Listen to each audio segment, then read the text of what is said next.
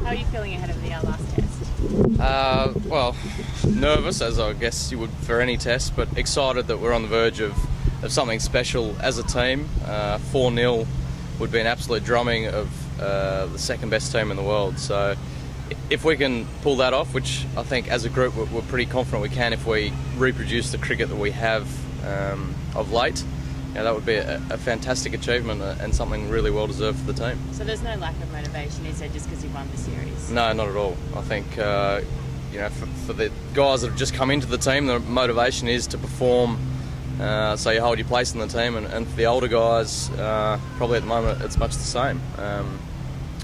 Then again, for the fast bowlers, they've been brilliant, and there's going to be a little bit of competition when the injury situation sorts out, and they want to put their best foot forward, so to speak, as well. Surprised how well you've been able to assimilate yourself to test level and get the scores and get those half centuries already. Yeah, yes and no. I think it's such a positive sign for the group that someone can come into the group, feel so comfortable in amongst everyone. I think that's half the battle going into a new team.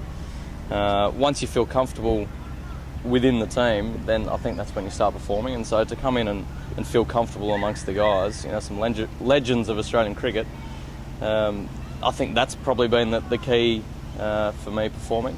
Not so much the cricket stuff. I was in pretty good form leading into the series. I guess the only disappointing aspect is to have 2 50s rather than 200s. I sort of pride myself on being able to score the big score once I'm set. So that's been a disappointing aspect, but hopefully can try and rectify that this week.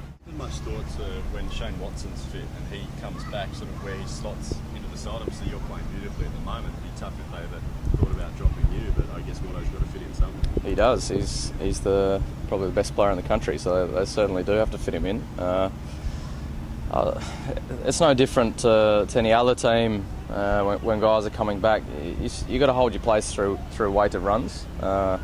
And how I see my job is to make it so difficult for the selectors that Shane Watson has to bat somewhere else in the batting order. That's simply done by me going out and scoring runs, and the rest takes care of itself. If they're having a discussion, Shane Watson should be opening the batting, then I'm not doing my job, and that's the nature of the game.